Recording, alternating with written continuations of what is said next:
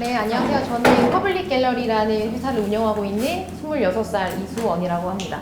일단 지금 제가 발표할 내용은 제가 어떻게 창업을 하게 됐는지 전체적인 경험담이 대부분인데요. 한번 발표 시작하겠습니다.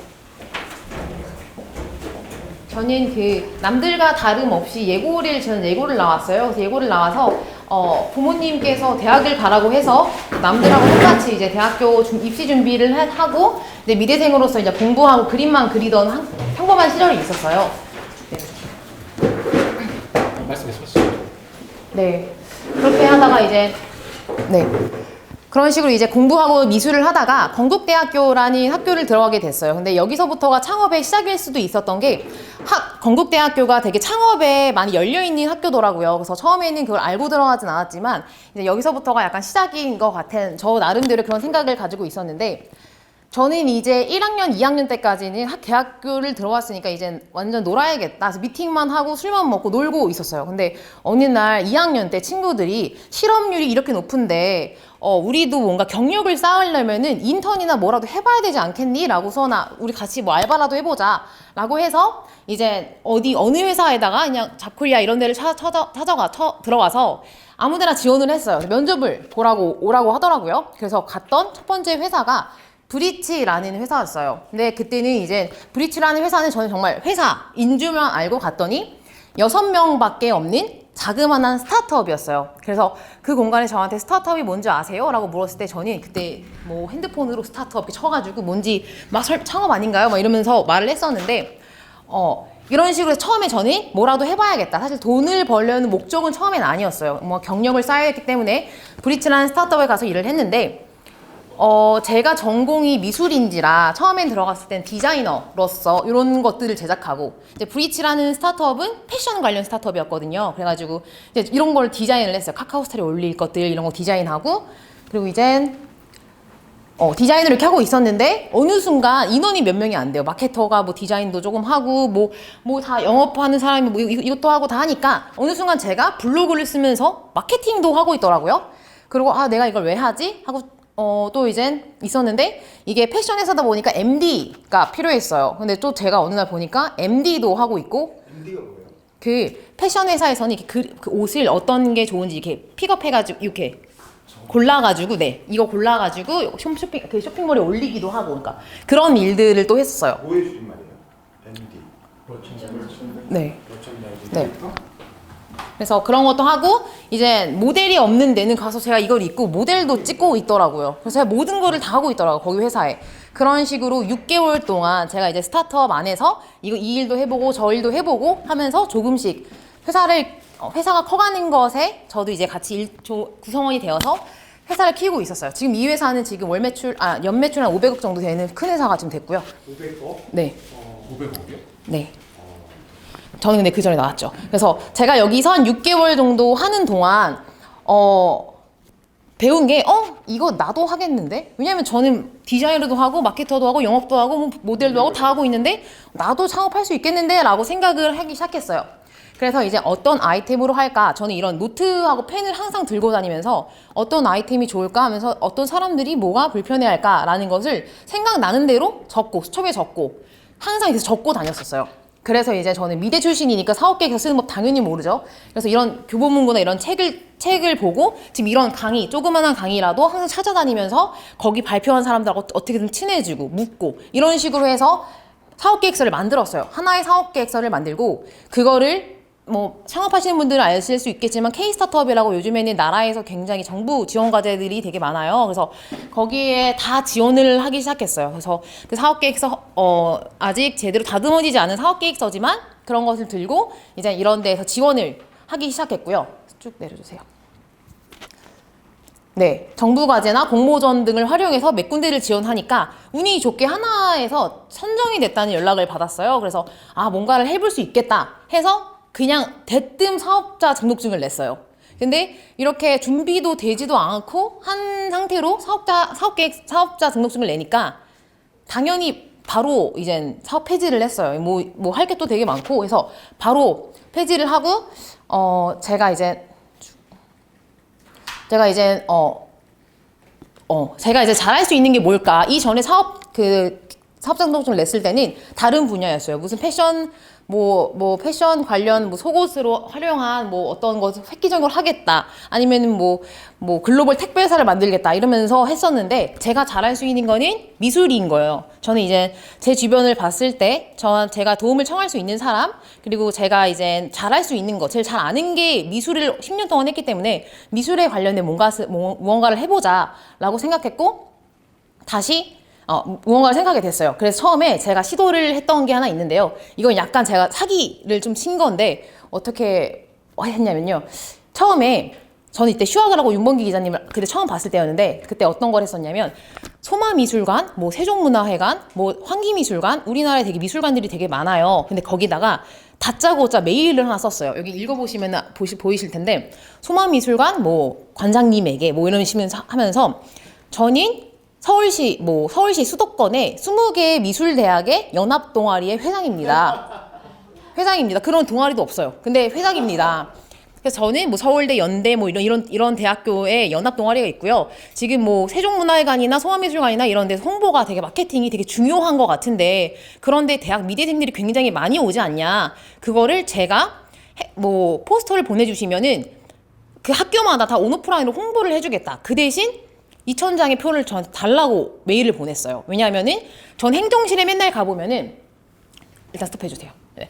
행정실에 가보면은 항상 다양한 미술관에서 온 포스터들이 쌓여 있어요. 하지만 그거를 행정실에서 붙여주진 않아요. 그걸 다 붙이면 게시판이 폭발하니까 다 안 붙이고 가만히 두거든요. 그래서 저는 그거를 제가 연합동아리이기 때문에 다 할 수 있어요. 뭐 서울대에 붙이고 싶으면은 안 붙여주시잖아요. 제가 붙여드릴게요 하고 페이스북에 다 올려드릴게요. 그래서 미대생들한테 홍보를 많이 할 수 있도록 해드릴게요.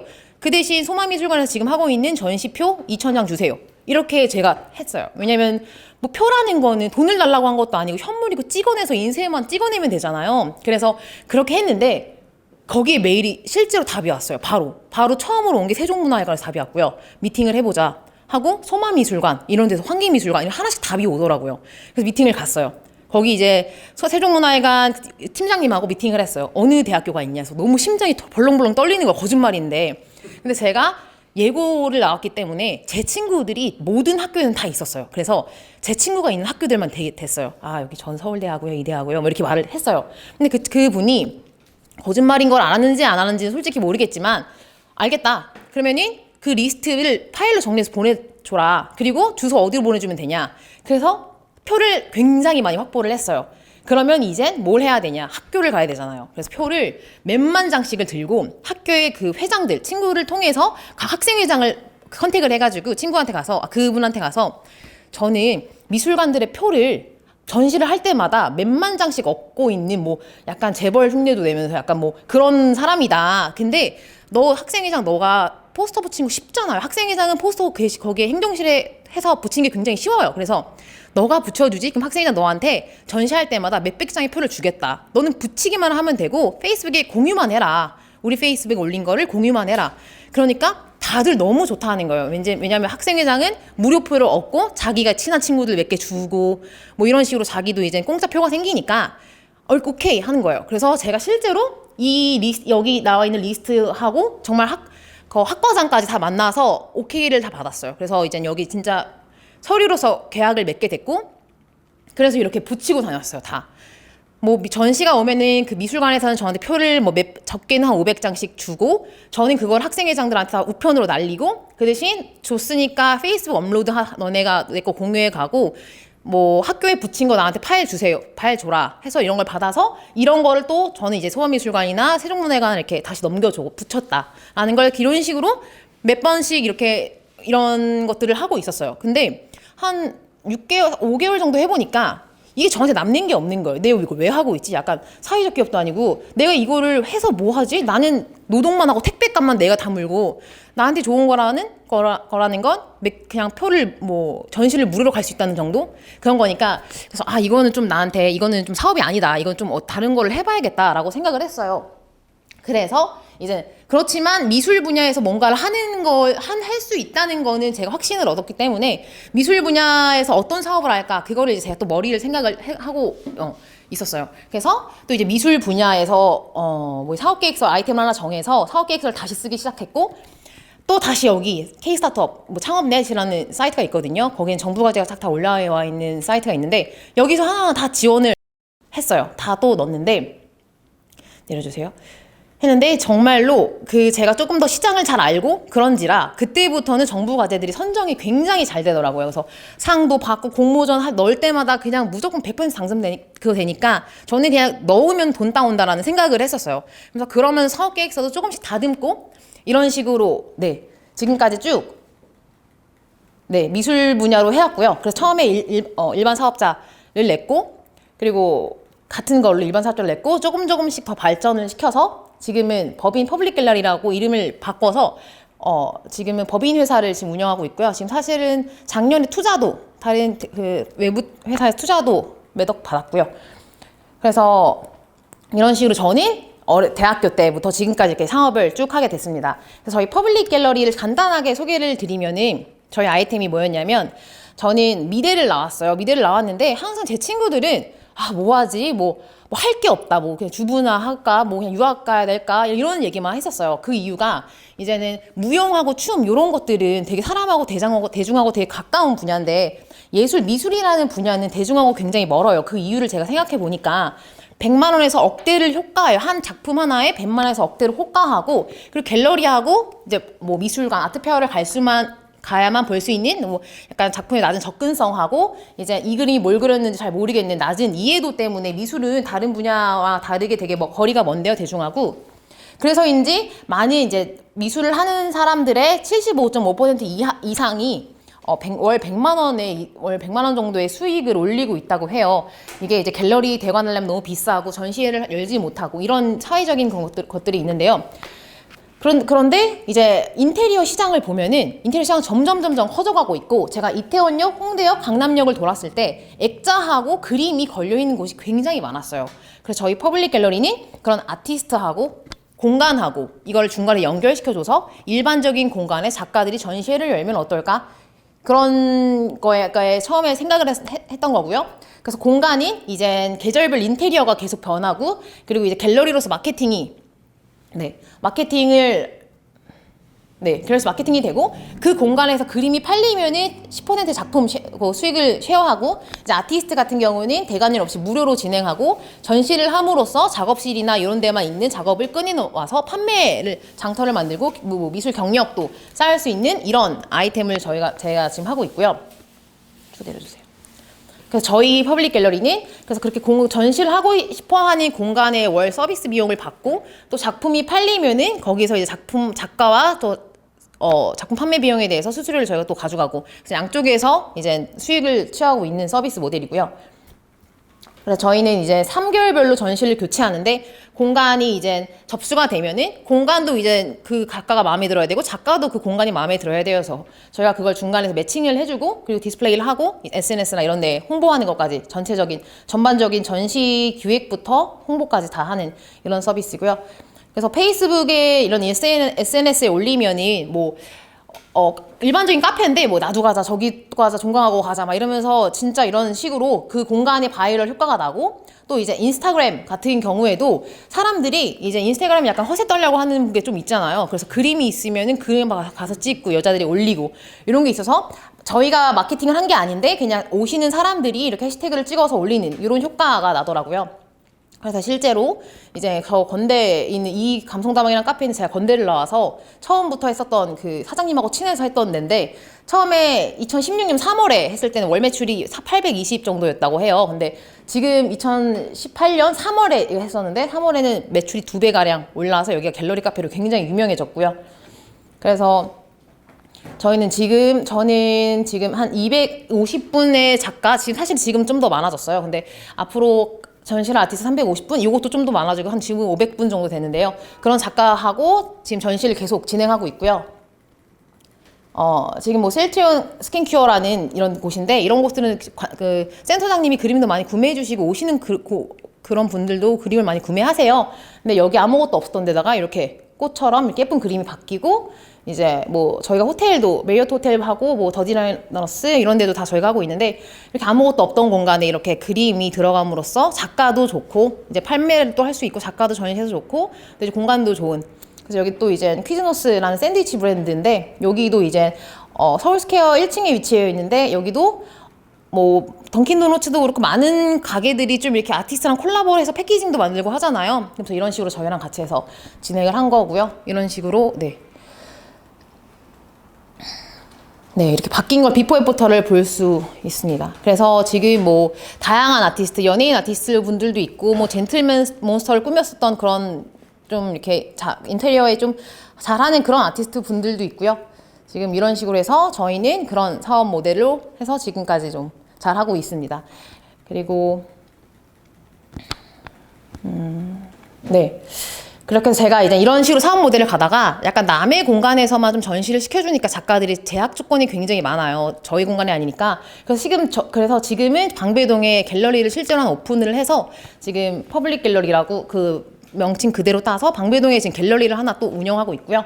그래서 지금 이렇게 저희가 신진 작가들인데 좀 이렇게 전시의 기회가 많지 않은데 실력 있는 작가들을 저희가 이렇게 매주 이렇게 뽑아서 전시를 이렇게 시키고 오프닝 파티인데 사람들이 굉장히 많이 오세요. 그래서 이런 식으로 전시도 저희 갤러리에서 이건 이 위에 전시랑 이 아래 전시랑 지금 다른 건데 와서 오프닝 저희가 이렇게 전시도 지원해주고 뽑아서 판매도 해주고 이런 식으로 방배동에서 갤러리도 하나 운영하고 있고 지금은 네이버랑 같이 아트 클래스도 진행을 해요. 이제 뭐 작가들이 일반적인 사람들하고 만날 수 있는 의사소통할 수 있는 게 되게 흔치가 않은데 이런 아트 클래스 같은 걸 통해서 이제 작가의 작업을 그려보고 또 이제 그 작가에 대해서 더 호감이 생기면 그 작업을 구매할 수도 있는 거고 하는 식으로 지금 아트 클래스도 같이 진행하고 있고요. 저는 이제 정부 과제를 통해서 정말 저는 제 돈 하나 1원 하나 안 들어서 창업을 했어요. 사실 뭐 처음에 오피스가 없어서 그런 창업넷을 들어가면 오피스를 대여해 줄 수 있는 곳도 되게 많고요. 그리고 사실은 이건 팁인데 여성분들은 창업을 하려면은 이제 되게 제가 많이 이용했던 건 사회적 기업을 전 할 건 아니었는데 사회적 기업을 한다고 제출을 했어요. 왜냐면 거기가 경쟁률이 되게 낮거든요. 그리고 이제 여성만 신청할 수 있는 그런 것들이 있어요. 그러면 거기다가 근데 그게 더 맞물리면 더 좋죠. 사회적 기업인데 뭐 여성만 할 수 있는 그런 지원 정부 과제가 있으면 근데 남성도 하셔도 돼요. 그게 되게 착각하시는데 원래는 여성 대표자만 지원을 했었는데 어느 순간부터 남자도 지원이 가능하더라고요. 남성 대표들이 많이 보이더라고요. 근데 일반적인 사람들은 그게 여성만 하면 되나 보다 하고 지원을 안 해서 경쟁률이 굉장히 낮아요. 다른 것보다. 그래서 훨씬 정부에서 나라에서 그거 돈을 이렇게 딴다고 해야 될까요? 그게 되게 더 쉽거든요. 그래서 저는 그런 것들을 많이 이용하고 그리고 공간 같은 게 오피스가 뭐 있어서 지금 뭐 바로 내가지고 하면 좋긴 하겠지만 그런 창업지원센터가 되게 많잖아요. 거기를 이용하면은 무료 공간도 있긴 하지만 그 안에서도 뭐 정부 뭐 분기에 한 번씩 뭐 적은 금액 몇백만 원이라도 돈을 주고 그 안에서만 경쟁해서 뭐 상금 탈 수 있는 공모전 이런 것도 되게 많아요. 그리고 일단 혼자 사업하는 것보다는 그런 센터에 들어가서 있으면은 옆에 사람이 뭐 하는지도 알 수 있고 그리고 이제 대체적으로 그 센터에서 매니저분들이 많은 것도 소개도 해주시고 많이 이런 게 인프라가 형성될 수 있어서 저는 거기 한 2년 정도 있었거든요. 그래서 그게 여기 센터 하나였는데 이런 식으로 저는 진짜 엄청 그 센터에서 2년 동안 하면서 되게 열심히 그 정부 과제 활용해가지고 공고 나올 때마다 다 지원하고 어떤 게 나한테 유리할까 그런 거 찾으면서 계속 했고요. 그리고 저는 이제 제일 중요한 거는 경험이라고 생각을 해요. 제가 만약에 브리치라는 회사를 들어가지 않았다면, 스타트업을 알지 않았다면, 그리고 저랑 센터에서 있었던 사람들도 많이 있지만 사실 그 센터에서 제가 제일 잘 됐거든요. 근데 경험을 해보고 일단 무서워도 부딪혀보고 일단 질러보고 전 성격이 약간 원래가 좀 그렇기 때문에 그런 거를 지금까지 이렇게 해서 지금 이 순간까지 왔다고 저는 생각하고 저는 지금도 저희 직원들이 좀 싫어하긴 하지만 다 던져보는 스타일이라서 새로운 거 다 시도해요. 지금 당장 돈이 안 돼도 그냥 해보자 이러면서 그런 스타일이라서 이제 창업을 준비하고 계시다면은 이런 저처럼 조금 이제 해보시고 창업 그 상업 K-스타트업이나 뭐 중기청이나 이런 데 많은 것들이 올라와 있는데 그런 거 잘 활용하셔서 하시면은 되게 좋은 뭐 결과 나오실 거라고 믿고 있고요. 그러면 발표 마치겠습니다. 30, 저희가 30을 가져가고요. 공간이 10을 또 가져가요. 그래야지 공간을 열심히 팔아주거든요. 그리고 작가가 60을 가져가는데 보통 신진 작가들은 일반적인 갤러리에서 해도 5대5 정도예요, 원래가. 원래가 신진 작가 5대5이기 때문에 5를 먹고 작가가 5를 가져. 근데 저희는 그것보다도 갤러리는 아니니까 좀씩 더 주자 해서 6대 4인데 저희가 가져간 게 40은 아니고 저희는 30 가져가고 공간에 10을 가져가고요. 그 카페도 한 100만 원짜리 작품이 팔렸다. 그러면 10만 원 카페가 가져간 거죠. 60만 원은 작가가 먹고 예. 30만 원은 퍼블릭 갤러리가 먹고 네. 이런 식으로. 네네네. 제가 너무 먹는다는 표현을 써서 죄송합니다. 이게 그러니까 뭐 이런 식의 사업 모델을 만들어서 여기 어쨌든 그 사업 자체는 빠르게 성장하고 있는 편인 거죠. 네, 이게 굉장히 작가 쪽에서는 사실은 처음에는 갤러리에서만 전시를 하겠다라는 작가분들도 있어요. 하지만 나중에는 그게 오히려 이제 요즘에는 되게 저작권의 이슈도 되게 있고 내가 이미지를 먼저 했는데 다른 애들이 그걸 베껴가지고 내가 먼저 했다 이런 저작권 그런 이슈도 있고 해가지고 되게 사람들이 많은 공간에서 전시를 해서 내 작품을 내보이고 싶어 하더라고요. 그리고 이제 저희가 이제 하는 공간들이 지금 YG랑도 같이 YG가 지금 뭐 여러 가지 사업을 하고 있는데 그 공간에서도 하는데 뭐 어떤 그런 되게 좀 핫플레이스나 이런 카페들은 거기서 전시를 하면은 연예인들이 와서 뒤에 사진을 찍는다던가 아니면은 사람들이 사진을 너무 많이 찍으니까 자기 작품이 너무 빨리 알려지는 거예요.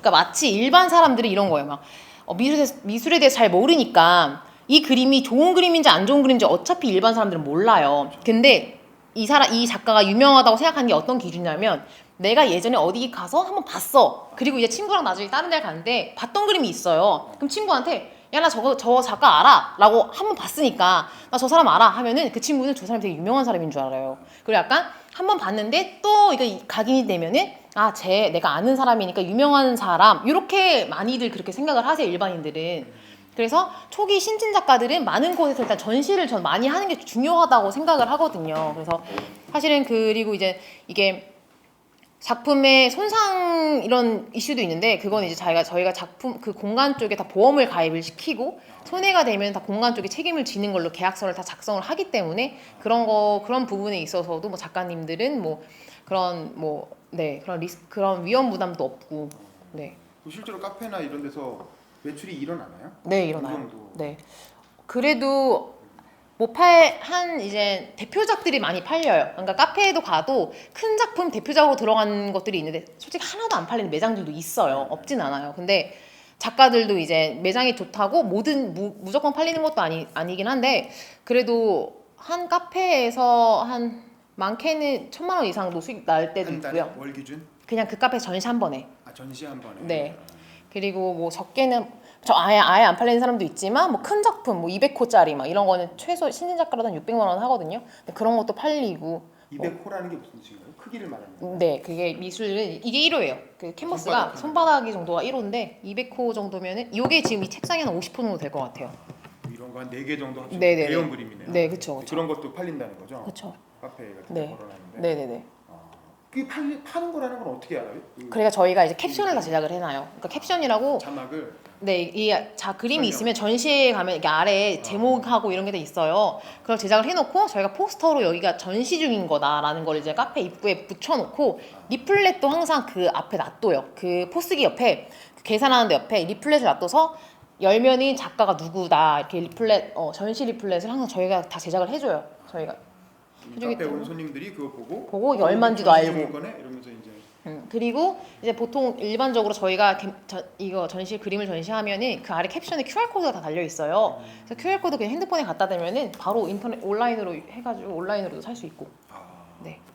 구매도 바로 그렇게. 네네네. 그러니까 카페에 가서 사는 건 아니죠? 그러니까 카페에서 살 수도 있어요. 카페에서 살 수도 있고 그냥 나중에 왔다가 나중에 집에 와서 다시 살 수도 있고. 네. 약간 그런 시스템을 구축하는 것도 쉽지 않았을 것 같은데. 네, 그것도 처음부터 그렇게 됐던 건 아니고, 그래서 저는 이제 미술을 전공을 했으니까 이제 일반적인 전시의 형태를 갖추려면은 뭐 캡션은 당연히 있어야 되는 거고, 뭐 리플렛도 있으면 좋고, 스테이트먼트 작가 노트가 다 들어가야 되니까 이게 무슨 그림인지 알아야 될 거 아니에요. 그래서 그런 것들은 기본적으로 해놓고 조금씩 이제 발전을 시켜 나가는 거죠.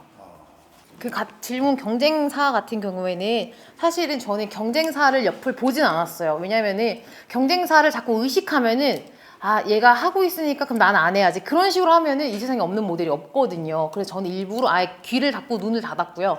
일단 잘 되고 있다. 경쟁사라는 게 나쁠 수도 있지만 오히려 같이 시장을 연다고 생각할 수도 있고 걔네가 잘 되면 나중에 제가 더 잘해서 뺏어올 수도 있다고 생각을 하고 했기 때문에 경쟁사를 그렇게 많이 의식하진 않았어요. 근데 요즘에는 되게 의식되거든요. 근데 있어요. 근데 저는 처음에 이거를 벤치마킹을 한 건 아니었어요. 저는 정말로 전시 공간? 여기 인테리어 되게 있는데 공간도 좋아할 것 같고 작가도 좋아할 것 같고 좋겠다라고 제 머릿속에서 나온 거였는데 찾아보니까 미국에도 이게 되게 잘 되는 게 있다고 하고 그리고 지금 저는 이게 공간하고 아티스트를 매칭해 주는 거지만 미술을 하나하나 대여해 주는 대여 서비스도 있어요. 어떻게 보면 되게 비슷하다고 느낄 수도 있는데 저는 그냥 제가 비슷하다 일반 사람들은 느끼겠지만 저는 이제 비슷하지 않다고 생각을 했고 그리고 일부러 안 봤어요. 걔네들을 안 보고 그냥 너무 그런 마음이 더 안 좋아요. 걔네들은 잘 돼가고 있는 것 같은데 나는 그 자리인 것 같고 그러면 마음이 안 좋아서 일부러 저는 잘 안 봤고요.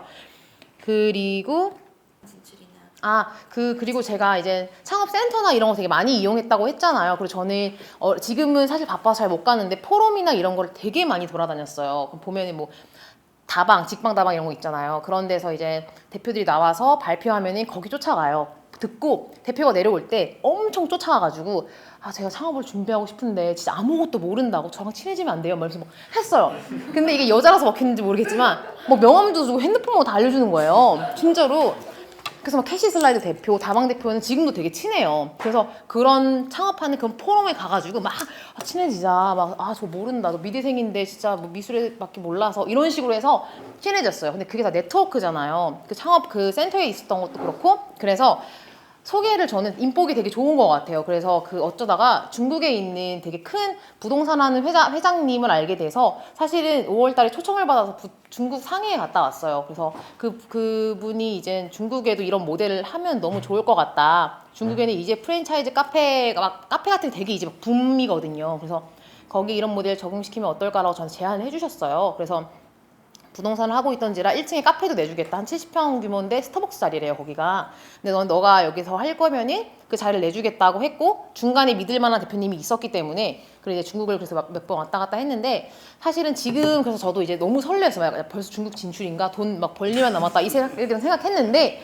사실 지금 한국에서 있는 것도 지금 이제 막 열심히 해가지고 돌아갈까 이러고 있는데 요걸 놓고 지금 중국에 가려니 제가 가야 될 건데 저는 아직 그 수준은 아닐 거라고 생각을 하고 일단 이게 좀 더 탄탄해진 다음에 가는 게 맞다고 생각하기 때문에 지금은 그거를 감사하신 제안을 지금 잠깐 보류해 두고 지금 저는 요것만 하고 있지만 차후에는 그런 중국이나 이 아이템으로 가지고 지금 미국에 되게 잘 되고 있대요. 그래서 충분히 나갈 수 있고 지금 처음에는 저희가 수도권에서 있는 강남 요런 쪽에서만 시작했는데 지금 벌써 대구도 하고 있거든요. 그리고 이제 경기권은 다 하고 있고요. 그래서 점점 우리나라를 넓혀가고 나중에 정말 이제 더 탄탄해졌을 때 그때는 이제 해외까지도 할 의향은 네 있어요.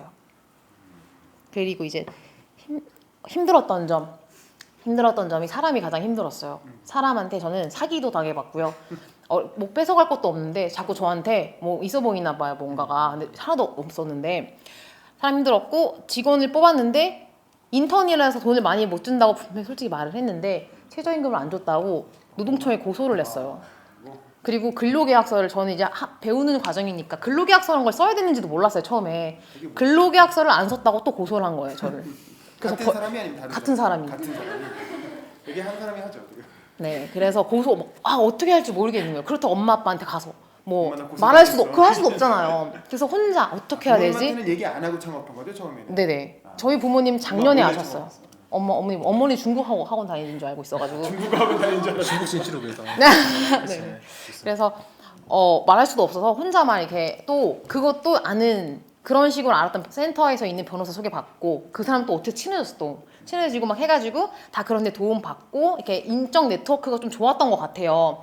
그래서 그런 식으로 했는데 또 사람이 가장 힘든 게 처음에는 잘 안 될 것 같을 때는 잘 되면은 뭐 너가 다 해, 너가 가져, 벌면 얼마나 벌겠어 이러는데 조금만 잘 되면은 나가 이렇게 열심히 했는데 이거밖에 안 주냐 약간 이래요. 사람들이 돌변해버리거든요. 그래서 그때 친구랑 가장 친한 친구를 데리고 왔었는데 걔랑 완전 의절될 것 같은 거예요. 그래서 네 원수 될 것 같아서 친구랑 우리가 지금 여기 이 시점에서 그냥 그만하는 걸로 하자. 난 너를 잃고 싶지가 않다.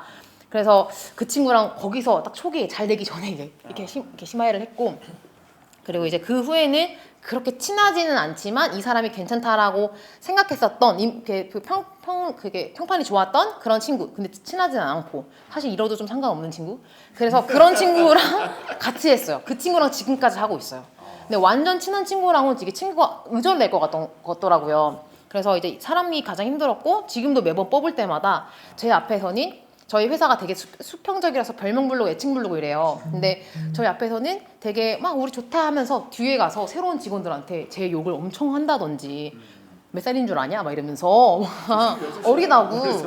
나보다 어려. 네, 막 그러면 그런 얘기도 하고 하면서 되게 좀 힘들었어요. 사람이 되게 힘들었어요. 전 정이 되게 많아서 다 잘해주고 했는데 그게 가장 힘들었었고, 네. 지금 되게 직원들 다 너무 좋고 너무 감사하신 분들이 모여 뭐라고 있어서 수원이님이라고 부르나요? 뭐라고 불러요? 제가 별명이 떠니라서 그냥 떠니 이렇게 불러요. 애칭 불러요 다들. 그리고 그 전에 그 창업 과제 그 돈에 대해서 질문 준 거는 안 갚아도 돼요. 만약에 저는 지금까지 한 3억 정도 받은 것 같아요. 좋은 나라에서 뭐 공모전 대회상 다 합해서. 근데 아예 안 갚아도 이게 이건 갚는 조건 대출이 아니구나. 대출이 아니에요. 지원이구나. 융자가 아니고 그냥 정말 지원금이에요. 그래서 근데 이게 그런 건 있어요. 내가 만약에 정확하게 사업에 써야 되는데 이상하게 써가지고 내 사비로 막 내 차 사고 이러면 안 되잖아요. 사업하러 준 돈인데. 그래서 좀 깐깐해요. 서류들이 작업해야 될 게 좀 많아요. 근데 그것만 정말 맞춰서 정확하게 쓴다면은 실패를 하더라도 돌려주지 않아도 돼요.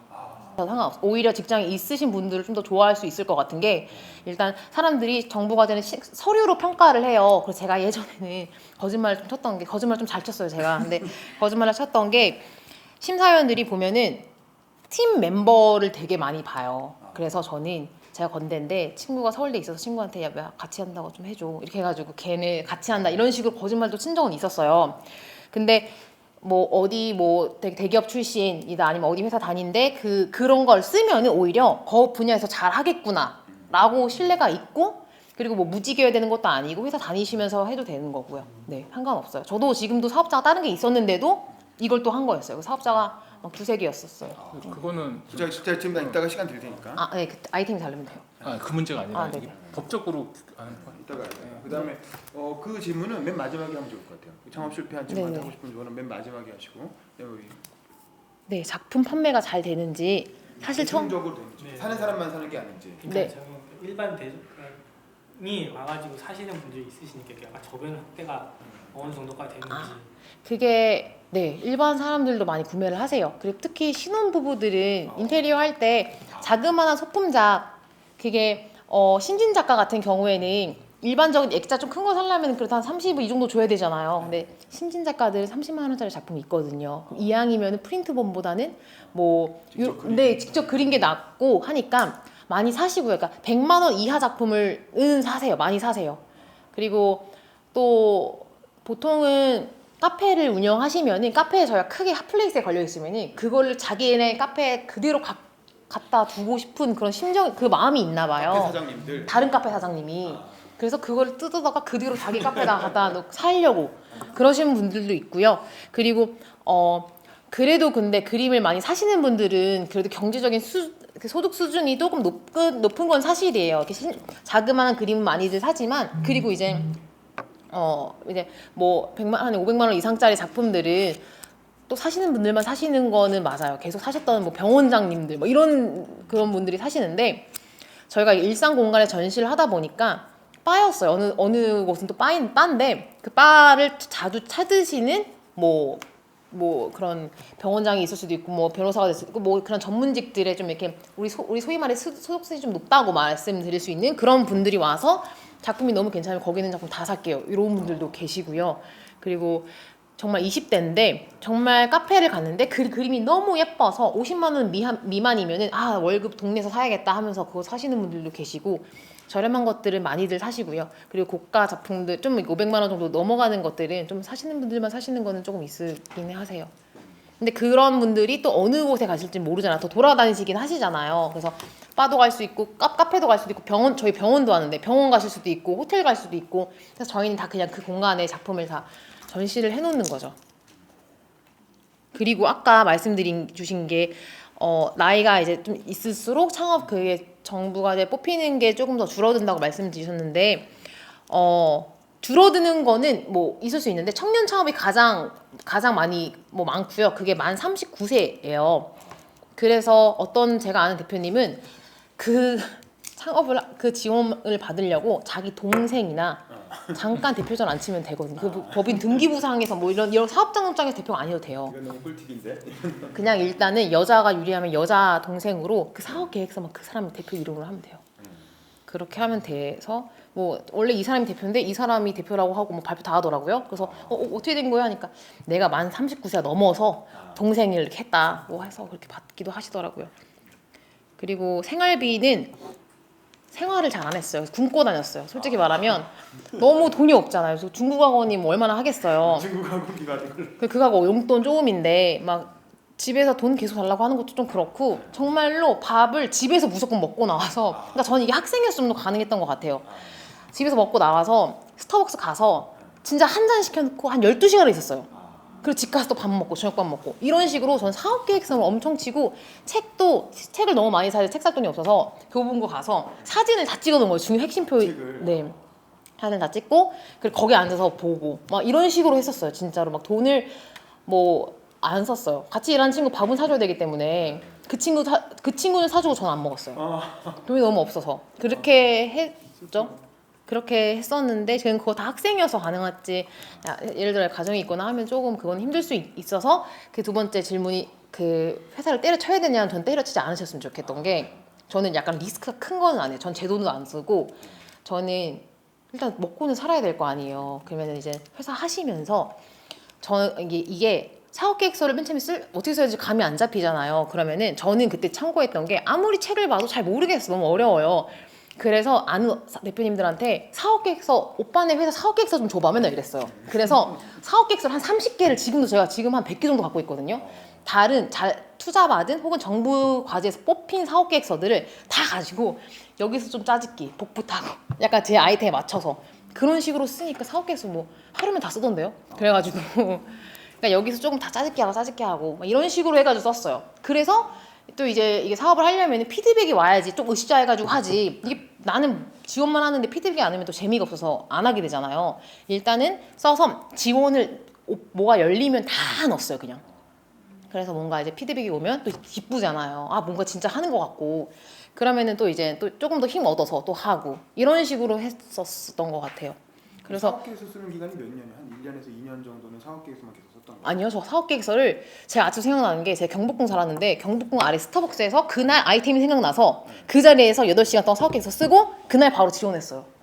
그러니까 그날 하루 만에 다 써서 그때 지원했었고 이제 그것도 미술 분야 처음 했을 때 한 5군데를 지원했는데 3군데에서 연락이 온 거예요. 됐다고.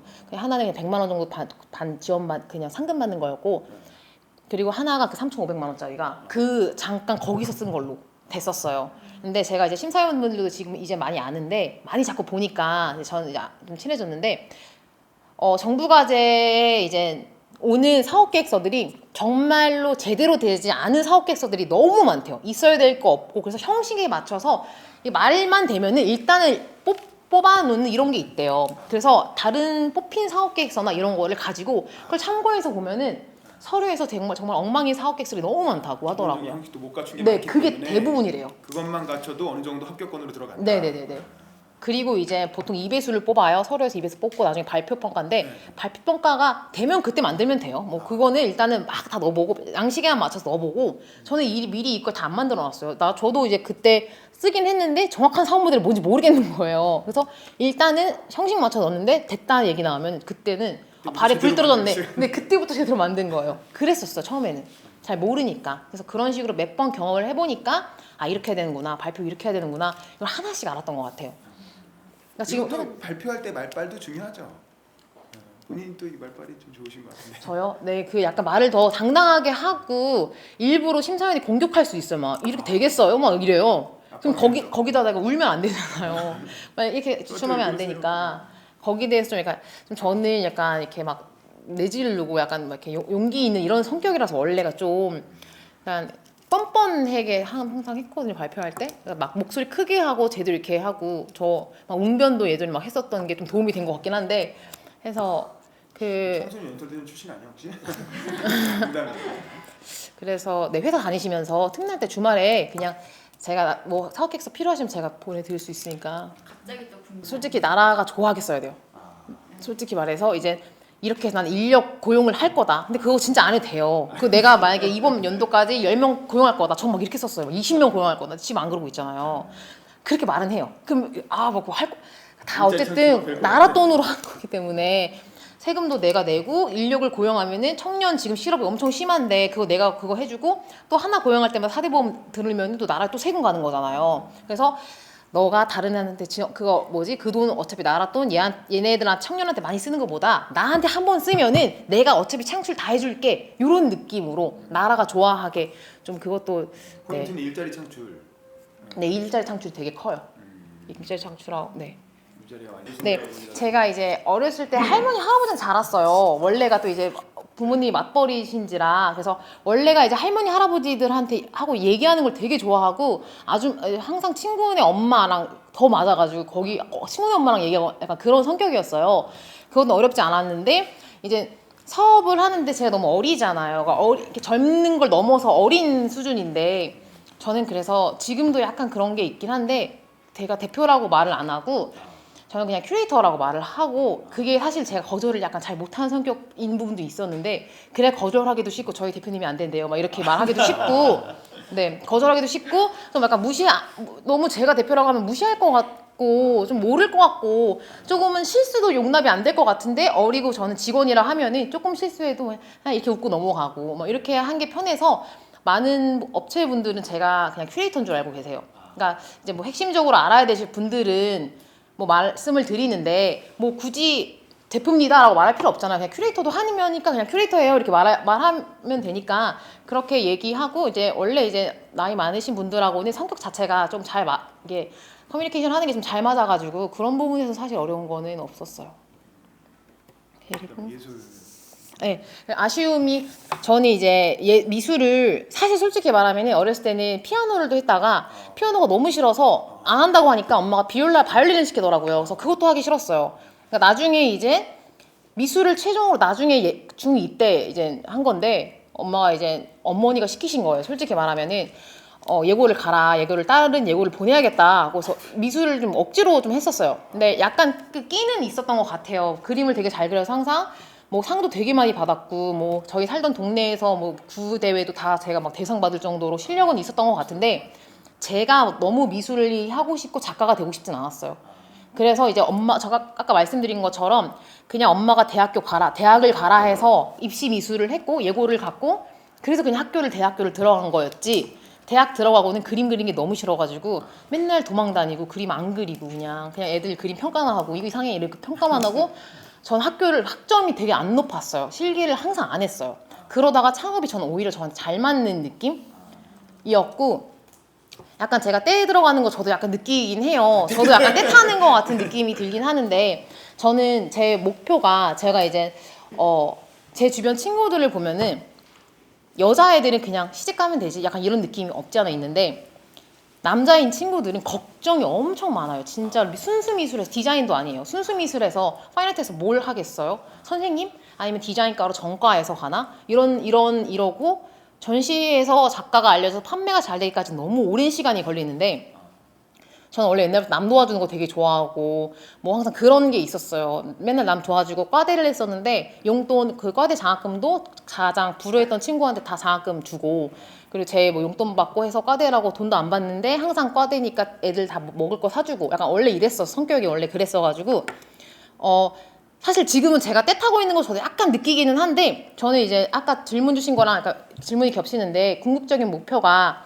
전 나중에는 미술을 배우지 못한 친구들을 무료로 가르칠 수 있는 그런 아카데미 같은 거를 저는 설립하고 싶어요. 근데 일단은 저는 우리나라에서 이렇게 살면서 힘이 없고 돈이 없으면 말을 들어주지 않는 사회 같더라고요. 그러니까 이게 정말 옳은 말을 하더라도 이게 어떤 사람은 옳은 말을 했는데 사람들은 안 들어줘요. 근데 약간 힘이 있는 사람이 좀 약간 돈이 있는 사람이 뭔가를 얘기를 하면은 그 말은 바르지 못해도 들어주는 것 같은 느낌이 들더라고요. 그래서 일단은 어렸을 때 그리고 저희 아버지가 맨날 저한테 우리나라는 돈 있는 사람들이 살기 너무 편한 나라야 이런 얘기를 되게 많이 했었어요. 그래서 일단 돈을 벌어야겠다.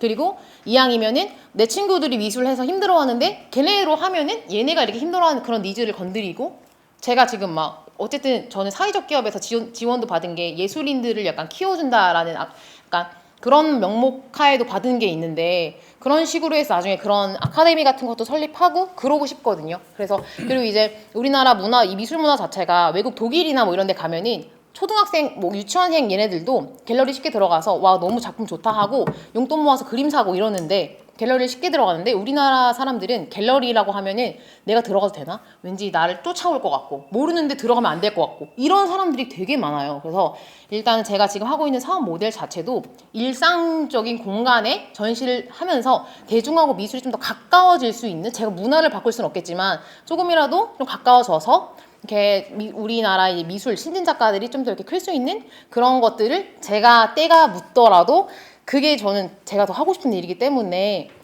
그리고 너무 순수하면은 당하기만 하더라고요. 제가 저는 제가 미술을 강조한 거니 제가 다른 분야보다는 여기에 좀 잘 알 수 있어서 미술 사업을 시작했던 거고, 그리고 저는 자기가 잘하는 걸 해야 된다고 생각을 하고, 꼭 예술적인 예술 너무 사랑하는 사람이 마음은 이렇게 너무 좋고 아름답겠지만 이게 약간 좀 다른 쪽이라고 생각을 해요. 그러니까 물론 네?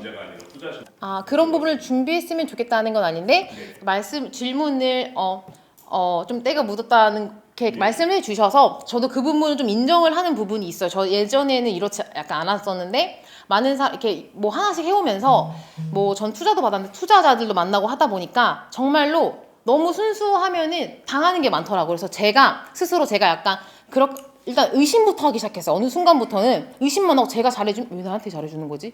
막 이렇게 이상하게 그렇게 성격이 좀 바뀌더라고요.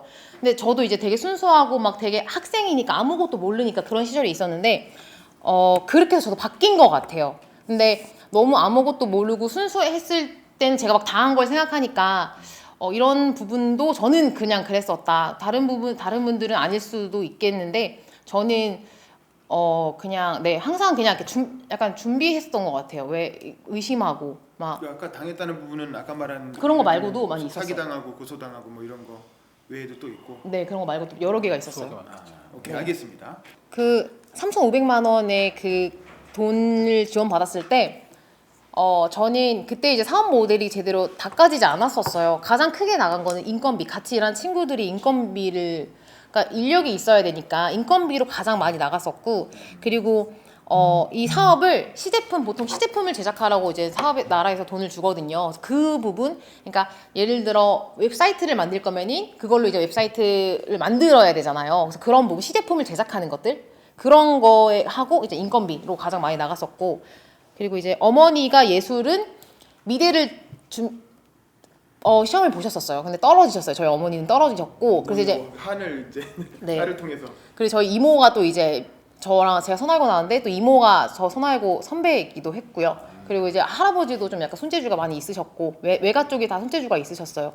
그래서 어머니 이제 본인이 당신께서 못 잃은 미술을 좀 이렇게 시키고 싶으셨었나 봐요. 약간 그랬었던 것 같고, 그리고 플랜 B는 솔직히 말하면은 있었어요. 이게 제가 어린 나이에 시작했잖아요. 저는 어려서 더 지금 망해도 나중에 취직하면 되지 이런 것도 있었지만, 저희 어머니가 이제 선생님이셨는데 그 교장 선생님이셨는데 고등학교 사립이셨어요. 근데 이제 사립 학교에서는 교직원 같은 거. 네, 이렇게 사립은 이렇게 좀 이렇게 인맥이 있으면 뽑을 수 있잖아요. 그래서 저희 어머니 너무 할 말 안 할 말 다 한다. 그런 말 하지 말라는 그런 경우도 있다는 말이죠 지금. 그런 그런 건 경우도 아니잖아요. 있다. 예, 그런 경우도 있다는 걸 들었다. 그렇지. 그런 말씀이신 거죠. 어머니가 그렇게 한다는 얘기는 아니고. 그런 경우가 있다고 들으셨다고 네. 말하신 거죠. 그런 걸 들었다고 말씀하셨다. 첨언해드리겠습니다. 망했어요. 하여간 괜찮아요. 비밀로. 그냥 발표한 것까지 만들면 안 되나? 다큐, MBN 다큐 자백. 잘라줄게. 뉴스에 나갈 수가 있어. 하여간 그래서. 문자 한 번 하네요 말씀. 네. 하여간 그래서 뭐 좀 믿는 구석이 있긴 있었다. 들었다고 말씀하신 거예요 방금. 네, 말씀하세요. 네, 그런 것을 들었어요, 제가. 저도 그럴 수도 있지도 않을까 싶어서. 하지만 양심이 찔려서 너무 관심이 없다. 그런 그리고 저는 근데 선생님이 되게 싫었었어요. 저는 이제 선생님은 너무 없어 보이고 저랑 성격이 좀 안 맞아가지고. 맞아요. 근데 그런 케이스도 있다고 하더라고요. 그래가지고 그리고 전 어렸으니까 지금 좀 망해도 나중에 취직을 하지 뭐. 아직 대학생이니까 좀 어렸던 게 좀 약간 저한테는 아직은 내 친구들 다 놀고 있는데 나는 요거라도 해보자. 요런 게 좀 있어가지고 네, 더 도전을 하게 됐었던 것 같아요. 그리고 마케팅은 말씀해 주셨는데 페이스북을 했잖아요. 그때 항상 페이스북이 되게 많은 사람들이 페이스북 할 때였어요. 근데 그때 저는 이렇게 보면서 미술하고 제 주변에 이제 센스 있는 친구들이 되게 많았는데 같이 했던 동료가 되게 센스가 엄청 많았었어요. 그래서 페이스북을 3월 달에 그거를 새로 페이지를 만들었는데 미술 세계 뭐 이런 거 많잖아요. 거기다가 좋은 컨텐츠를 올리고 포워딩을 했어요. 페이스북을 키우는 방법 중에 하나인데 이거를 미술 플랫폼이잖아요. 그러면은 거기만 올리고 이걸 돈 쓰는 게 아니라 이미 커져 있는 플랫폼에다가 요거를 얻는 거예요. 계속 지속적으로 계속 얻는 거예요. 이미 나는 이 풀을 가질 수 없잖아. 근데 이 풀이 많이 잘 되어 있잖아요. 근데 예를 들어서 다른 페이스북 페이지라면 걔네들이 돈을 달라 하겠지만 잘 만들어진 그룹들이 있어요. 미술 관련 그룹 이런 게 있으니까 저는 그런 그룹들을 좀 활용을 했어요. 그래서 좋은 컨텐츠를 올려서 그런 그룹들에 자꾸 이렇게 얹어서 업로드를 했거든요. 그러니까 공유를 하니까 제가 공유한 척 안 하고 제가 또 다른 계정으로 들어가가지고 공유하고 이거 좋네요 막 이러면서 공유를 하니까 이제 사업 스킬입니다. 이 정도는 뭐. 네 그런 식으로 공유를 하니까 페이지가 3월 달에 오픈한 페이지가 10월 달에 뭐 만을 넘더라고요. 좋아요가. 네, 그 페이지 좋아요가. 지금은 자꾸 사업 내용을 올려가지고 페이지 좋아요가 자꾸 깎이고 있는데 지금 요즘엔 페이스북 관리를 좀 안 하고 있거든요. 근데 한 1년 반 정도 만에 45,000명 정도까지 페이스북 유저가 생겼었어요. 그 팔로워가. 그래서 처음에는 페이스북으로 많이 올렸었어요. 페이스북에 젊은 친구들이 많이 공유하고 좀 좋은 소식 있으면 공유하고 막 하잖아요. 그래서 그런 것들 많이 페이스북으로 처음에 했고 그리고 이제 사업 모델 자체가 이제 다들 이제 저희는 B2B이기 때문에 작가들도 그렇고 업체들도 그렇고 저희랑 전시하는 걸 작가들도 올리고 업체들도 올려줘요. 그러니까 저 혼자만 홍보하는 게 아니라 저희랑 같이 하는 저희 서비스를 이용하는 그 업체들이 저희를 태그해서 올리고 저희랑 같이 전시한 작가들이 또 그들이 또 태그해서 올리기 때문에 저는 이 모델 자체가 좀 이렇게 알려질 수가 있는 많이 일어나게 되는 네네네 그런 부분들이 있었고 네 그리고 궁극적인 중국도 혹시 그렇게 생각해야 되는 건가요? 중국은 어떻게? 중국은 아시는 사장 그 대표님이 중간에 그냥 연결을 시켜주셨어요. 네. 궁극적인 목표랄까? 아니면 향후 계획? 그거 아까 좀 말씀드리긴 했는데 저는 이제 미술을 이제 주변에서 보면은 제가 학교 다닐 때도 굉장히 좀 불우한 친구가 있었는데 좀 가정 형편이 그런 친구가 있었는데 물감도 못 사고 왜냐면 미술 물감 재료 되게 많이 들잖아요. 레슨비도 많이 들고 학원도 많이 다녀야 되고 그래서 그림이 정말 잘 그리는데 뭐 그런 친구들도 있었고 해서 나중에는 좀 그렇게 몇 명 소수라도 좋으니까 그런 아카데미 같은 거를 해서 그들을 이제 배울 수 있는 그런 것도 저는 한번 세워보고 싶고요. 그리고 아까 이것도 말씀드렸던 건데 우리나라가 이제 미술에 되게 가깝지 못한 문화 자체가 좀 가깝지 못한데 그런 걸 저희 사업 모델을 통해서 조금 더 이렇게 좀 많은 대중들이 좀 저희 그 미술을 좀 접하고 예술 작가들도 이제 미술 작품이 많이 팔려야지 그들도 더 힘이 생겨서 작품 활동도 더 하거든요. 그래서 그런 부분이 있기 때문에 이 사업을 하면서 좀 저랑 같이 하시는 그 예술 작가 분들이 조금 더 먹고 살기 편해지고 그리고 이제 저희는 또 업체도 약간 돕는 그런 부분도 있기 때문에 그 업체들도 그렇고 예술 작가들도 그렇고 그래서 이제 많은 사람들이 미술을 알고 했으면 좋겠는 거, 네 그게 좀 제 목표인 것 같아요.